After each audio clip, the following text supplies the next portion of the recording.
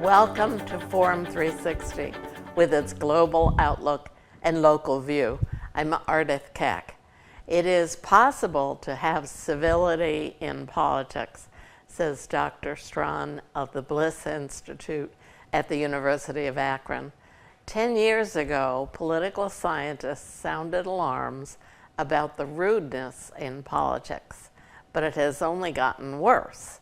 My guest for this discussion is Dr. Cherie Strawn, director of the Ray C. Bliss Institute at the University of Akron. She says she has been concerned about this incivility for the last decade. What we are going through and what we've been through in the last few years does not seem possible to go back and be civil in politics. Do you think it is possible, Dr. Strawn? I don't think it'll be easy, but I do think it's possible, and in fact, it's necessary if we're going to survive and remain a democracy. How can we go back? The way that we go back is that we realize the reason why political issues are political for a reason. There's negativity, there's disagreement, a clash of values, different worldviews, and preferences. Politics is how we're supposed to manage that difference of opinion and preference without resorting to violence, right? We invented politics and political institutions to manage that disagreement, without resorting to nastiness. But it's the electorate that holds elected officials accountable. So the more people who want civility and deliberation and bipartisanship and discussion, the more of us that are alienated from the rudeness, the more rude it's going to get. The solution lies with ourselves and holding people accountable for their behavior. And refusing, people who are more moderate or people who might have strong preferences but demand civility, refusing to be alienated from the process and cede the ground to people who will be rude. Or, rude or worse. So civility doesn't mean you can't talk. It's not silence. Absolutely. Civility is actually, civility in the public sphere is the equivalent of politeness in the private sphere. Who are you typically most polite to in your personal interactions, more consciously polite to, is typically someone who you want to maintain a relationship with, but with whom you disagree. Right? It's a tool that we've invented, right? Who are you most rude to? I'm probably most rude to my husband because we know we love each other, and if I've had a bad day and sometimes you slip, it's not going to damage I know it's not going to damage that relationship. I can come back and apologize, or we just let it go. But if someone already doesn't like me and we need to be in a relationship to make something happen, right? Whether it's a political decision or if it's who gets to be invited to Christmas dinner, we have invented these rules of politeness, which we use in the private sphere. They're really important when we disagree with each other. In the public sphere, when the stakes get a little higher, or we want a little bit more formality, we refer to it as civility. And when the stakes are increasingly high, when it's the stakes of going to war or not, we refer to it as diplomacy, and it becomes even more ritualized.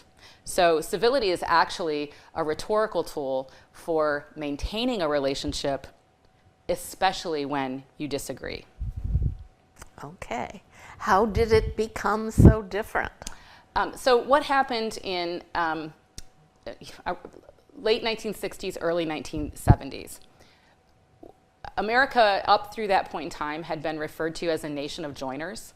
We were all very active up until that time in an organized public sphere. We belonged to organizations that brought us, and we disagree about a lot more than we think we do, and brought us into the organized public sphere, whether it was unions, churches, Kiwanis, Masons, Rotary. All of these organizations brought us into the public sphere where we engaged in, they were mass membership organizations. Oftentimes they had a federated structure.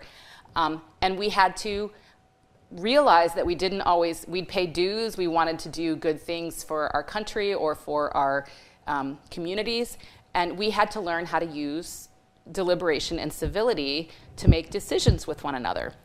In the process, it also cultivated this awareness of how to use bylaws, awareness of process and procedure, like really strong civic skills, right? Knowing Robert's rules and how not to offend someone at a meeting. But it also cultivated a really strong sense of self-interest rightly understood, right? That we all do better when we all participate a little bit, and we should all read the newspapers and participate in talking about politics and solving things. So this really, and vote, right? Vote because you felt like that was your obligation and you're supposed to do it, right? Once women got the right to vote. Absolutely, right? Right, absolutely. And so after late 1960s, early 1970s, we've had an erosion in the organized public sphere. Like, ask young people whether they belong to something where they have to pay dues and go to a monthly meeting. Not very often. And so the notion that this intrinsic sense of civic identity, where people feel guilty, basically, if they're not paying attention to politics, political issues, civic, public life, and voting, has been eroded over time. Politicians still need people to vote, right? So politicians' reaction to people who are not paying attention to politics, right, not living up to their civic obligation by paying a lot of attention and being involved, how else do you get people to vote? You scare them, right? People vote either because they have intrinsic civic identity and they think they're supposed to, and in an uncontested election for dog catcher, they're going to show up because that's what we do, right? That's who we are. And I'll be judged as not a good citizen, not a good person by my peers who I'm in regular contact with if I don't do it. That's been eroding. Politicians still need, first past the post elections, if you mobilize the most voters, you still win. So when people aren't paying attention and participating on their own, we see a spike in negative political advertising, we see a spike in fear appeals, we see a spike and an escalation in the rudeness and the nastiness, and in willingness to just scare people. It's a zero-sum game. If you let the other side win, this bad thing is going to happen, right? They're the enemy. They're not real Americans, right? So we've had that for several decades. And as a result, it has become politics. Normal. It's become normalized. Mm-hmm. Do you think the different media have anything to do with it? I do. So at the same time that that the organized public sphere was eroding and people were joining and participating less, one of the ways that it made it, politicians were frustrated about, like, where do I give a speech where there's 50 people in the audience, right? How do I connect? At the same time that was happening, there was a rise in mass communication, or a rise in communication technology that increasingly allowed politicians to narrowcast their messages, right? So instead of having, all the people in the community face to face, then we have television, which is broadcast. At least it's a mass audience and they're all going to hear the same thing. But then we start to get, cable TV. Radio stations where only certain people listen. Now they can shape the pop-up ads. They collect enough data to shape. They're increasingly able to shape the pop-up ads based on individual level data. Like you swipe your card at Kroger's, they know your grocery list. They can purchase it. Or if your phone is turned on as you're driving, they know what billboards you passed on the way home, and they can shape advertising that pops up on your computer to your actual, where you traveled, what bus ads you saw today, to reinforce them. We listen and watch only those channels that agree with us. Absolutely, yes, and self-selection, absolutely. The people who are interested in, rather than people who are interested in being public spirited, in making sure that they are truly well-informed and truly, getting information from all the legitimate sources that they can. What we have are people who heard those sphere appeals and become emotionally invested in their side winning because they're afraid. And they don't want to hear, they just want to get more mobilization and more heated up by listening to what they already believe. And absolutely, so they self-select you all know the cable TV channels that which ideology listens to, and you know what internet sites and news sources people self-select into to hear what they want to hear to maintain that angriness. Can we set standards for civility? It's hard to set standards for civility when we have a First Amendment, and when we have a First Amendment, and when politics is inherently oftentimes negative. There are civil ways to express disagreement and negativity, but where are you going to parse the line? Who's allowed to say what? So my preference, rather than regulation and regulating free speech, is better political socialization. So my hope lies in particular with young people. I work with young, it seems a natural place for me to go. I work with young people every day. And if we can provide better political socialization for up and coming generations, and provide political socialization that replaces that public spirited civic identity, that they will not want to turn. They will not want to be misinformed in order to be angry. They will want real information so that they can make the best choices. And so we have to do a better job with political socialization. Wouldn't that be wonderful? I'm trying every day. Every day I'm trying. I'm here with Dr. Cherie Stren, who is the director of the Bliss Institute at the University of Akron. And I hope that we can do something about civility in politics. That's the topic for today. The standards that you believe in, I think, are listen, show respect, and those are self-evident. Seek truth. Can you explain that? So if you are being public-spirited and you truly want to be a good citizen that doesn't mean we don't have different reactions to accurate information. People have different lived experiences, people have different religious values, different cultural values, and they will react differently. That's why politics exists, right? Because we will actually have different reactions to accurate information. But we will never actually solve the problem, right? We can come together, use civility and deliberation to go, here's the problem, and we won't understand how other people are reacting to factual information unless we actually deliberate. But if we don't have the same set of factual information and believe things that are untrue, and both camps believe things that are untrue, it won't get resolved. So you have to be public-spirited enough to deal and grapple with reality. And another one is words matter. And that is pretty self-evident as well. Right. Well, at its core, politeness, civility, and diplomacy, at its core is respecting other people as autonomous actors. I should not use rhetorical tactics that deny you your autonomy. So I have to engage in reason giving. I have to listen and be willing to be persuaded myself, but I have to engage in reason giving. So there are other ways to stop someone else who you disagree with from being persuasive. An ad hominem attack, for example. I can call you a crazy, insert your preferred pejorative, right?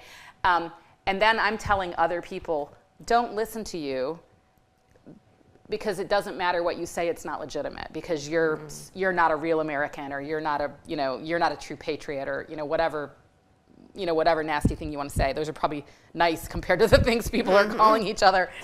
And so, or interrupting and talking over someone, right? Not giving them space to explain, not inviting them into the process. At its core, both politeness and civility rely on recognizing that other people have autonomous free will. They have just as much right as you do to react to information and make their own preferences and choices. And it might not be what I would conclude. Mm-hmm. And that's okay. And you have to live with that. And the other thing about democracy is you have to be okay with losing sometimes, right? But nothing is permanent in a democracy. If you lose a policy debate or a policy issue, you can organize with people who, agree with you and come back and run for election another day, right? Or bring a new law forward, or if you're in the legislature, put pressure through a social movement, right, to change something. So at the end of the day, right, democracy is open-ended, and even if you lose, you can always come back. And the most important thing to preserve a democracy and not fall into sort of authoritarian or violent means of getting your way is to recognize that other people have every right to make different decisions than you do. Sometimes you might lose, but you can come back and fight another day. Okay. And act with integrity. Right.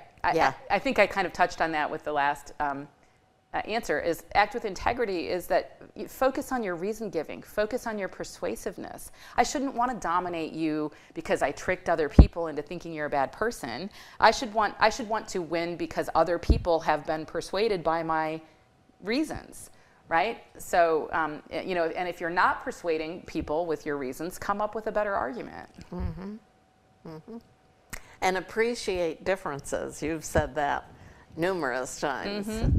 Everybody has the right to believe something different. Yes. And we actually make better, more effective policies when we listen to people who are different.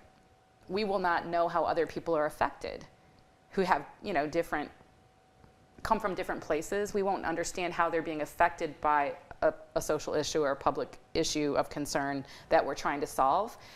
You don't know how people are experiencing it or how they're reacting to it until you listen. And when you listen and put everyone's input and concerns into the mix, you're actually much more likely to produce an effective policy.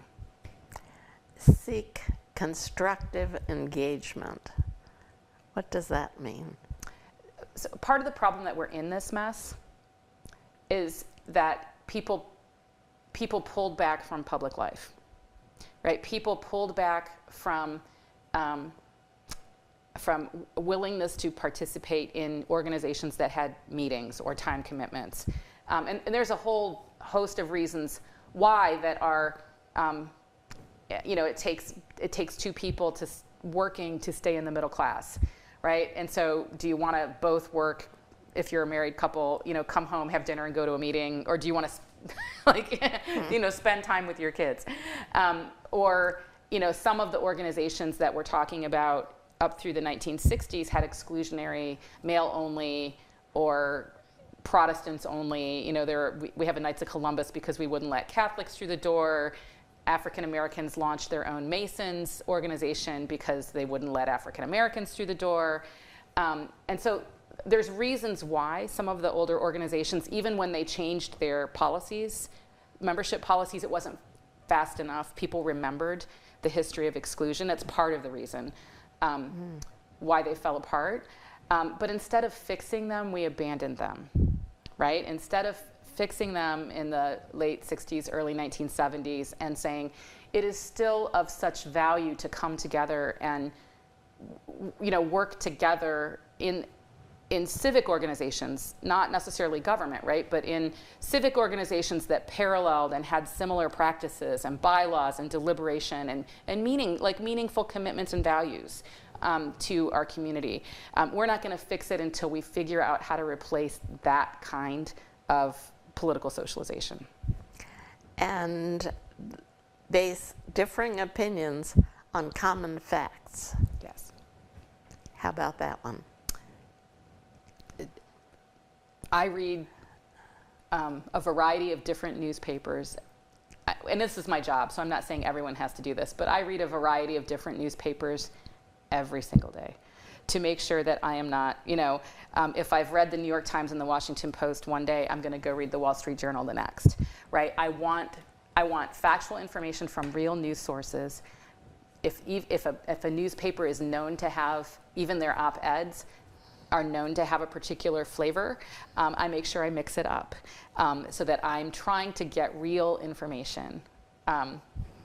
Don't self-select into these places that only feed you what you want to hear. Mm-hmm. Mm-hmm.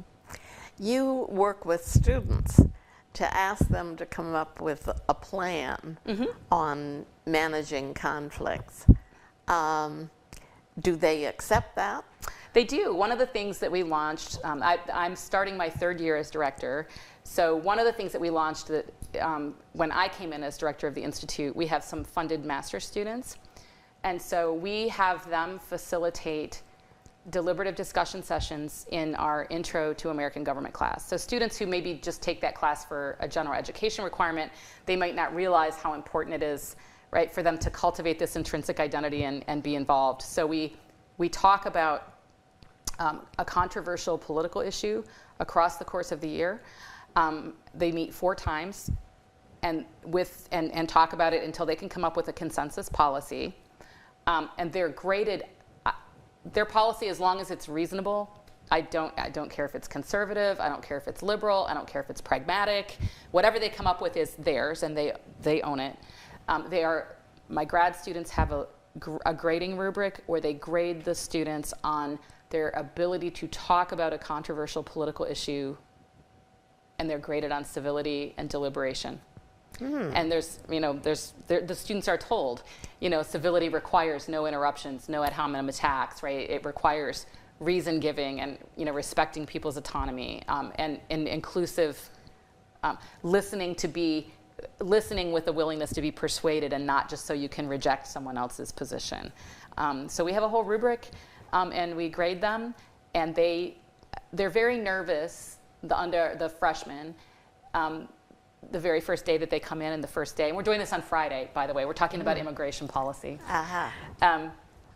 And they will be very nervous when they come in. First of all, because so much of the way education is structured is that there's one right answer. And they will be convinced that they need to learn the right answer from the grad student. Like, they will turn to the graduate student and say, what am I supposed to put down on this piece of paper? And it's like, here's the rubric where you have to talk to each other, and you have to be civil, and you have to deliberate. And then the other reason they are hesitant is that they are afraid that other students who disagree with them will call them names, or that it'll be ugly, right? And so then again, we have to come back to the rubric and go, you're absolutely expected to disagree with one another. It would be unusual for us to put 8 undergrads in a room and have you all agree with each other, right? Randomly assigned. And so they'll be very nervous the first day. Once they realize that there are guardrails on this conversation, right, that the other students are going to play along, by the end of the semester, every semester I have students who come to me and tell me thank you, because they did not think they would be able to manage a conversation about politics with strangers. And right, and have it be a comfortable space. And they've learned to do that. And they've learned to do it. I love it. I love it. Do you have any examples of politicians who have managed to run their campaigns the way that you're talking about? I mean, I did an experimental design a couple of years ago where we were looking at undergraduate students' reactions to rude and civil behavior. So we randomly assigned them video clips. Watch these politicians be civil, watch these politicians be rude, and then we had a post-test. It was a lot easier to find the rude ones, let me be honest. Yeah, of course. I'm on YouTube, looking for examples of rude behavior, and I had a plethora to pick from, right? But I did absolutely find examples of people being civil. There's a wonderful example of Dick Durbin and John McCain before he passed away, being purposefully demonstrating and kind of making a little joke about it. They disagreed with each other on some issue, and they were like, and this, you said this, and I'm going to say this, and this is how our colleagues on the floor of the Senate should behave. It was one of the clips that I used. And I had a second John McCain clip. This was back when he was at a rally. This is some time ago, but he was at a rally, and this was in the public. He was at a rally, and someone got the mic and said, "Well, that Obama, he's this, he's that, he's not a good person." Oh, yes. And John McCain took the mic back and said, "No, ma'am. He's an American citizen. No, ma'am. He's a good man who loves his family and cares about America. I just happen to disagree with him, and I think about X, Y, and Z, and that's why I think I would be a better president," right? Classic. That's a beautiful example. Classic Yes. example. John McCain was noted for being upright and for understanding both points of view. Mm-hmm. Thank you, Dr. Strawn. I hope we have influenced our listeners and our readers, viewers, to be civil to one another. Fingers crossed. Again. Thank you so much. Thank you.